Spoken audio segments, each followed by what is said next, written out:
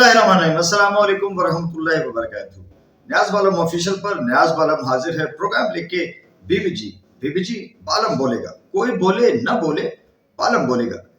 वो जो शायर ने कहा है कि कभी किसी को मुकम्मल जहां नहीं मिलता, कहीं जमीन तो कहीं आसमां नहीं मिलता। पाकिस्तान की टीम ने ऑस्ट्रेलिया में जाके जिस तरह से वनडे सीरीज में कम बैक किया था, पहला मैच हारने के बाद में दोनों दूसरे आखिरी दो वनडेज जीत के पाकिस्तान की टीम ने सीरीज अपने नाम की थी और कौम को खुशियां दी थी। तवक्को की जा रही थी कि T20 सीरीज में भी पाकिस्तान की टीम नेल बाइटिंग जो है वो मैचेस हमें देखने को मिलेंगे और फाइट करेगी पाकिस्तान की टीम। लेकिन वो कहते हैं ना कि न 3 में न 13 में, तो ये जो 13 का जो फिगर है, पहले मैच में 31 रन से पाकिस्तान की टीम को पहले T20 में शिकस्त का मुंह देखना पड़ा था और आज जो मैच खेला गया उसमें पाकिस्तान की टीम 13 रन से मैच हार गई। यानी वही 13 हमारे 13 ऐसे लिख लें और उल्टा कर दें तो 31 हो जाए। तो ये 13 और 31 हम इसी में फंसे रहे। और दूसरा भी हम एक प्लेयर है पाकिस्तान की टीम का ऐसा कि जिसकी तारीफ करनी पड़ेगी। वो वनडे में भी उसने उतनी ही जान लड़ाई थी और T20 में भी पाकिस्तान का हारिस रऊफ, एक मेहनतकश बॉलर, और जिस तरह से वो अपनी जिंदगी में मेहनती था उसी तरह से वो क्रिकेट में भी वो अपनी मेहनत के बलबूते पे ऊपर आया। और आज तो उसने पाकिस्तान का T20 की क्रिकेट में एक नया उसने रिकॉर्ड भी बना दिया है कि महज 74 मैचेस खेलकर उसने 107 विकेटें हासिल कर ली हैं। और शादाब खान का उसने रिकॉर्ड जो है मैचेस के एतबार से तो वो ऊपर आ गया है बहुत। यानी शादाब ने 104 मैचों में 107 विकेटें हासिल की हैं और हारिस ने सिर्फ 74 में। अब शाहीन आफरीदी इनके पीछे हैं जो 72 मैचों में 98 विकेटें ले चुके हैं। तो मे भी वो अगर कोशिश करेंगे तो वो हारिस को बीट कर सकते। चलते हैं आज के दूसरे T20 मैच के तरफ।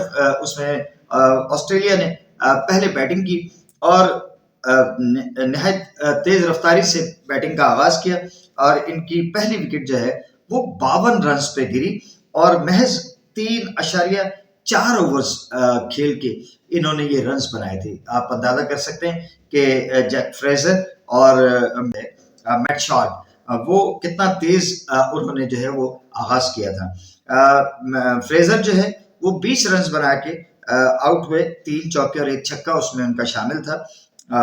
हारिस ने ये पहली कामयाबी हासिल की थी, दूसरी कामयाबी भी हारिस ही को मिली। और जे एंगलस जो है वो 0 पे जो है वो हारिस का शिकार हुए और 56 पे उनकी तीसरी विकेट गिरी जब मैट शॉर्ट जो है जो कि फ्रेजर के साथ ओपनिंग करने आए थे वो हाईएस्ट टीम का जो है टॉप स्कोरर बन के 32 रन बनाए उन्होंने। ये 4.6 ओवर्स में आउट हुए थे। मैट शॉर्ट महज 5वां ओवर था और 56 रन पे 3 आउट हो गए थे। उसके बाद में जनाब 86 पे 4 उनके आउट हुए। स्टोनिस आउट हुए 14 रन बना के। उसके बाद में द डेंजरस मैक्सवेल जो 95 रन पे 5वीं विकेट थे और उस वक्त 12वां ओवर था। लेकिन उसके बाद में थोड़ा मैच पे जो है रिजवान की गिरफ्त कमजोर हुई और थोड़ा रन्स बने, लेकिन पूरी टीम जो है वो 146 रन्स बना सकी मुकर्ररा 20 ओवर्स में। 9 विकेटों पे उन्होंने ये रन्स किए और इसमें जैसे मैंने कहा कि मैट शॉर्ट जो है वो 32 रन और फ्रेजर 20 रन बना के जो है उनकी तरफ से नुमाया स्कोरर थे। मैक्सवेल ने 21 रन किए और टिम डेविड 18 रन बना सके। मैट हार्डी उन्होंने आखिरी ओवर्स में जो है वो तिरछे बल्ले का खूब इस्तेमाल किया और 28 रन स्कोर किए उन्होंने। इस तरह से जो है पाकिस्तान की तरफ से हारिस रऊफ ने 22 रन देके 4 विकेटें हासिल की। अब्बास आफरीदी दूसरे कामयाब बॉलर थे जिन्होंने 17 रन देके 3। पाकिस्तान की तरफ से बड़ी नाकिस फील्डिंग देखने को मिली, खासतौर पे साबिक कप्तान और किंग आजम जो हैं बाबर आजम, उन्होंने इंतहाई आसान यानी 5 आउट कर सकते थे हारिस और लेकिन आसान कैच में विकेट पे जो है छोड़ दिया बाबर आजम ने। اور اس موقع پہ ایک اور کیچ جب آیا تو آسٹریلین کمنٹیٹر نے کہا جی یہ پاکستانی فیلڈر ہے، پتہ نہیں یہ کیچ بھی یہ لیتے ہیں کہ نہیں لیتے، تو دیکھنا پڑے گا. یعنی اتنا جو ہے وہ پاکستان کی فیلڈنگ ناقص تھی کہ کمنٹیٹرز نے ان کی خوب جو ہے وہ پھپتیاں ان پہ کسی. اچھا جی، اب جب آج پھر ایک بار سے جو ہے وہ بابر اور رضوان نے اوپننگ کی پاکستان کی طرف سے، لیکن کافی عرصے کے بعد چکے کی تو بابر پھر فیل ہو گئے. پہلے T20 میں بھی فیل ہوئے تھے، آج بھی وہ فیل ہو گئے، اور بابر اعظم جو ہے وہ محض 3 رنز بنا کے 3 بالوں کا انہوں نے سام کیا اور وہ آؤٹ ہو گئے تھے.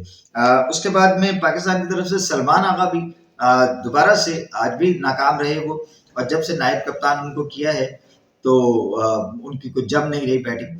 اور پاکستان کی طرف سے عثمان خان آج جو ہے انہوں نے ایک صحیح کی پٹھان والی بیٹنگ کی کہ ہر بالر کو اور ہر بال کو بس بلہ گھماتے رہے اور ان کے لگتے رہے، اور جب نہیں لگا تو پھر وہ 52 رنز پہ پاکستان کی ٹیم کی جو نیا تھی اس کو منجھدار میں ڈاوا ڈول چھوڑ کے اور پویلین کو ہو لیے. تو یہ ان کے 52 رنز کر کے وہ ٹاپ اسکورر رہے. عرفان کو داد دینا پڑے گی، محمد عرفان خان نیازی، انہوں نے ایک بڑی ذمہ دارانہ بیٹنگ کی، لیکن پھر وکٹیں کیونکہ ٹیل اینڈرز جو ہے شاہین آفریدی کا بلہ بھی نہیں چلا، ایڈم زمپائی ایک اوور میں دونوں کو آؤٹ کر گئے، شاہین آفریدی کو بھی اور نسیم شاہ کو بھی. تو بلہ اگر تھوڑا سا چل جاتا تو یہ 13 رنز کا فرق شاید شاہین آفریدی بھی پورا کر سکتے تھے. کوشش تو عباس آفریدی نے بھی کی لیکن نہیں ہو سکا، اور 13 رنز پاکستان کی بیٹنگ جو ہے وہ شارٹ رہ گئی. اب اس میں پاکستان کی طرف سے عثمان خان جو ہیں وہ ٹاپ اسکورر رہے، انہوں نے 52 رنز بنائے، اور جس میں 4 چوکے اور 1 چھکا تھا ان کا. اور عرفان ہمارے جو ہیں وہ 37-38 رنز بنا کے جو ہے وہ ناٹ آؤٹ رہے، اور 4 چوکے اور 1 چھکا انہوں نے لگایا. لیکن جیسے میں نے کہا کہ بیٹسمین ان کا ساتھ نہیں دے پائے اور رن آؤٹ ہوئے. پہلے سفیان مستقیم ان کو اینڈ دینے کے لیے بیٹنگ اینڈ، اور پھر حارث رؤف بھی اسی کوشش میں جو ہے وہ آؤٹ ہوئے. تو پاکستان کی ٹیم پوری جو ہے وہ 13 رنز کے کمی سے آؤٹ ہو گئی. 134 پہ پاکستان کی پوری بیٹنگ جو ہے وہ لپیٹ دی آسٹریلینز میں، اور انہوں نے پاکستان سے اپنی ون ڈے کرکٹ کی شکست جو ہے اس کا حساب چکتا کیا. اب تیسرا T20 رہ گیا ہے. اگر پاکستان کی ٹیم اس میں اگر جیتتی بھی ہے تو بہرحال سیریز تو ان کے ہاتھ سے گئی. ٹھیک ہے، مقابلہ تو دل ناتواں نے خوب کیا. تھوڑا سا اوپر بیٹسمین اگر رنز کرتے، بابر اعظم رنز کرتے، رضوان 10ویں اوور تک گئے اور محض جو ہے وہ 16 رنز بنا سکے، تو یہ تو جیتنے والی باتیں نہیں ہے نا. بعد میں انہوں نے الزام رکھ دیا اپنی فیلڈنگ پہ، اور نہیں کر سکے ہمارے فیلڈرز جو ہے اگر اتنے کیچز اور اتنے اس طرح کی فیلڈنگ کریں گے تو پھر میچ کے خاک جیتیں گے. لیکن کپتان جی تھوڑا سا آپ بھی جو ہے اپنی اداؤں پہ ذرا غور کریں، ہم اگر عرض کریں گے تو شکایت ہوگی.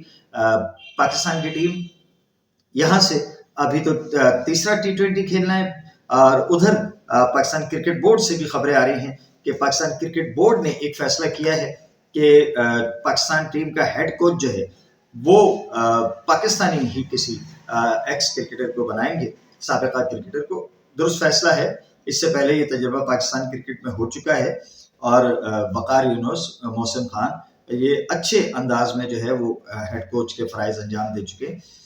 لیکن اب میری سمجھ میں ایک بات آ رہی ہے، جیسے وہاب ریاض پچھلے دنوں محسن نقوی صاحب کے پیارے ہو گئے تھے تو ہر چیز انہیں کی طرف جا رہی تھی. تو چونکہ اب عاقب جاوید نے سلیکشن میں آ کے کمیٹی میں اور ایک اچنبھا کر کے دکھا دیا ہے، ایک انہونی کر کے دکھا دی کہ انگلینڈ کی سیریز بھی پاکستان جیتا، اور انہوں نے اسپنرز کے ذریعے سے وہ سیریز جو ہے وہ پاکستان کو جتوا کے دی. پھر اب یہ جو آسٹریلیا ٹیم گئی ہے تو مجھے یہ لگ رہا ہے کہ اب آل اینڈ آل جو ہے وہ عاقب جاوید ہی آپ کو نظر آئیں گے، اور ہیڈ کوچ کے لیے بھی غالباً عاقب جاوید ہی کو جو ہے وہ محسن نقوی صاحب بنانا چاہیں گے. اور وہی ہے نا کہ جس نے جتوا کے دیا، پھر جس نے ایک ہمیں نئی روح پھونکی ہے پاکستان کی کرکٹ میں، ہاری ہوئی ٹیم کو ایک مقابلہ کرنے والی اور ایک جیتنے والی ٹیم بنائے، تو شاید وہ یہ چاہیں گے کہ یار انانے ٹیم بس اب عاقب جاوید ہی کو دے دے. تو یہ تجربہ بھی ہم دیکھیں گے. آئی سی سی چیمپئنز ٹرافی جو ہے اس کا معاملہ بھی کھٹائی میں پڑا ہوا ہے. اگلے ولاگ تک کے لیے ممکن ہے کہ تب تک کوئی چیزیں واضح ہو جائیں آئی سی سی چیمپئنز ٹرافی کے حوالے سے، کیونکہ براڈ کاسٹرز بھی پریشان ہیں اور ایڈورٹیزمنٹ کے حوالے سے جو ایجنسیز ہیں وہ بھی پریشان ہیں کہ بھائی کھل کے سامنے آؤ، کوئی پروگرام دو تاکہ ہم لوگ بھی اپنا اپنا جو ہے وہ اپنے پلان جو ہے ان کو ترتیب دیں.